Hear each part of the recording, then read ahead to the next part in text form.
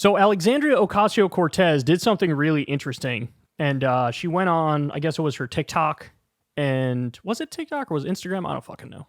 I'm such a boomer that, like, I don't even know what social media apps are hot now. But anyway, she asked MAGA, hey, for any of you out there in my district who voted for both me and Donald Trump, why? Like, tell me. Well, what went into that decision? Because logically, that decision doesn't really make sense. But there's a number of people in her district that voted for both her and Donald Trump. Okay. So here, let's go through. She got her answers. She's sharing them. She was talking about this here. Let's see what they say. It's really simple. Trump and you care for the working class. I'm going to try my best to maintain my composure throughout this segment because I'm genuinely of two minds about this.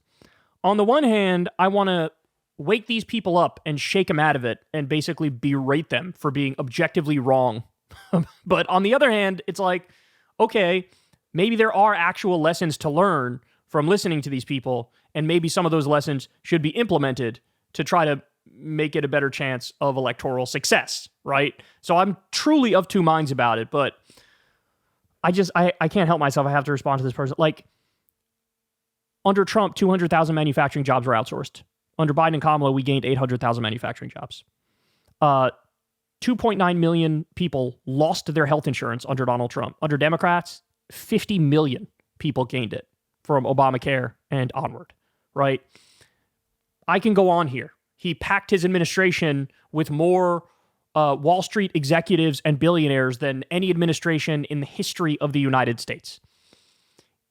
You are just wrong that, oh, Trump's for the working class.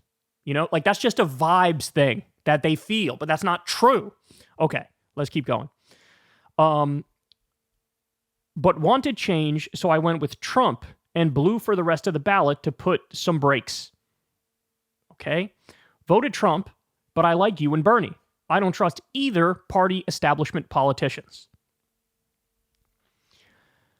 Trump is an establishment politician. Again, the thing, okay, Trump has a superpower. Trump's superpower is, and this was honestly Obama's superpower too.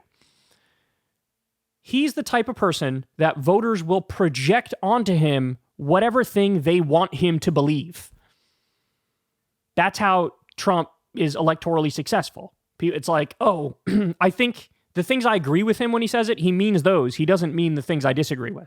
And Obama, it was a very, very similar thing. One in 2008, one in 2012, pretty comfortably. Voters would look at him, lefties would look at him and say, he's on the left. And centrists would look at him and say, he's in the center, right?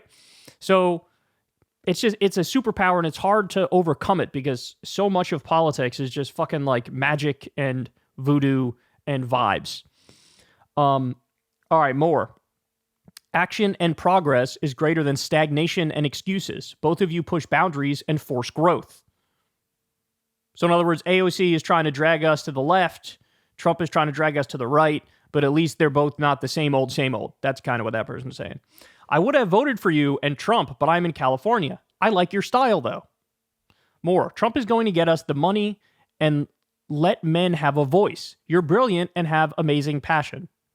Trump is going to get us the money and let men have a voice? Okay. I feel like Trump and you are both real. This gets back to the vibes thing, right? If you don't feel professional and polished and you feel more authentic, voters just like that in today's day and age. This is not the America of the 1980s where, like, no, you have to be the most fake and the most inauthentic and the most polished. More. Voted for Trump in Arizona, but voted for Democrat Rubin instead of Kari Lake because thought he's good handling war. Whoa. Okay, so is he saying Trump's good at handling war or Rubin is good at handling war? I think he's trying to say Trump.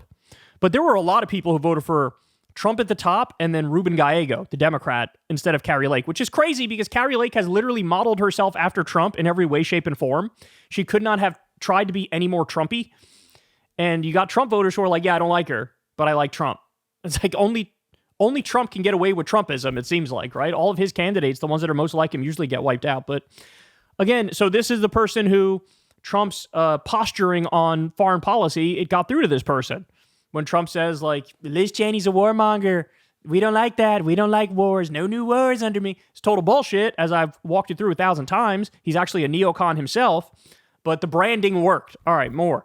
I feel that you both are outsiders compared to the rest of DC and less establishment. Again, this is just a vibes argument. Ideologically, if you put on paper, here are the things that AOC believes and here are the things that Trump believes, you could not get more diametrically opposed.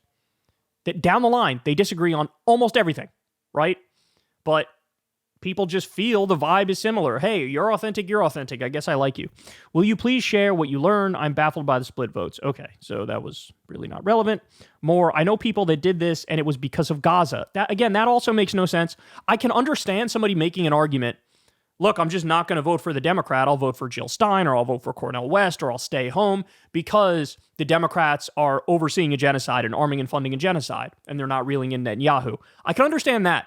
I do not understand I will vote for Trump because I'm against the genocide, because Trump is promising to make it worse. Trump is promising to be more genocidal. Trump is promising to allow Israel to annex the entire West Bank, and he wants Netanyahu to finish the job, and he said Biden is holding Netanyahu back too much. So that doesn't make any sense. All right, more. I support you. Oh, no, let me go to this one. Voter for Trump and you, not genocide Harris. Dems need Bernie. Look, I mean, if anything, if there's anything to take away from this, is that Bernie would have won. Bernie would have won. He would have held the standard Democrats who are always going to vote Democrat. And then clearly there are plenty of people who are genuinely swing voters, independent minded. And the exact demographic that Harris failed with, you know, like Latino men, for example, and young people, that Bernie would have gotten those people, right? That's what's clear to me right here. But you also signified change. Trump signified change. I've said lately, Trump sounds more like you. Oh my God. She was more for rights than the economy. And when she talked about it, she didn't have a plan. Look, I got a lot of criticisms of Kamala Harris, but she absolutely did have an economic plan. She wanted to do a $6,000 child tax credit. She wanted to ban price gouging for groceries. She wanted to reduce medical debt. She wanted to help first-time home buyers with a $25,000 down payment. She wanted to build 3 million more homes. And then when this person says she was more for rights than the economy, I think what they're referring to is she's talked too much about abortion. You are focused on the real issues people care about, similar to Trump populism in some ways. Oh, guys, it doesn't, I feel like it literally doesn't matter how many times on this show I can absolutely debunk the idea that Trump is a populist or he's anti-establishment. Politics is about vibes, and these vibes have permeated across the country. And so people just feel like, yeah, he's pro-worker and he's anti-war, and it's like, doesn't matter how many times you list, hey, here are his policies in the first term. Doesn't matter. They don't care because the vibe overrides the objective reality. And that's the most frustrating thing to me. But it does get to, yet again, the way for the Democrats to get out of this. If he's winning on the anti-establishment vibe because he's angry, for example, okay, you need to be angry and you need to channel people's anger and point it at the correct targets. Trump pointed at the wrong targets. He pointed at immigrants and trans people and Democrats. You need to point it at Republican elites and big money donors and corporations and billionaires who've rigged our government. I support you and did this. Felt like I didn't have a choice after Biden's administration. He speaks of war as something that is bad. Democrats became the party that supports war. Oh, I can't, man. I just can't. Why am I even doing my show? Like, literally, why am I even doing my show? I talk about this every day being incorrect, and it doesn't matter. It doesn't matter. Trump has already appointed neocons all throughout his government, and it's the first week of his presidency. He's president-elect, and he's picking all the worst war criminals imaginable, massive neocons. And so, nope, Trump says war's bad, so I guess he believes it, even though his first term, he bombed Syria twice and bombed Somalia and killed General Qasem Soleimani and ripped up the Iran agreement and broke the drone strike record. And, oh, God damn it. The responses you got make me want to barf, this person says. Dems do a better job at the local level, but are terrible at the macro level. Loved ones say you're both straightforward and challenging corruption and broken government. Yeah, look, so literally the only thing you can take away from this that is coherent is it's a vibes thing. It's a vibes thing. And if it's a vibes thing, then you need to mirror the idea of like, oh, he's authentic. You need to have somebody who's authentic and somebody who has their own narrative that can counter the incorrect Republican narrative. But until you have that authenticity and until you have somebody who can challenge their narrative with the correct narrative, Democrats are going to be in the wilderness. Because the main takeaway here, again, is that it's not about policy. It's just vibes. And the vibes linked to, anti-establishment, right? And I mean, it matters, right? It matters. We are truly, truly breaking from the neoliberal era, certainly in the field of optics, but people also want it in terms of policy, right? And I think that's the main takeaway. So interesting. Credit to her for asking this question.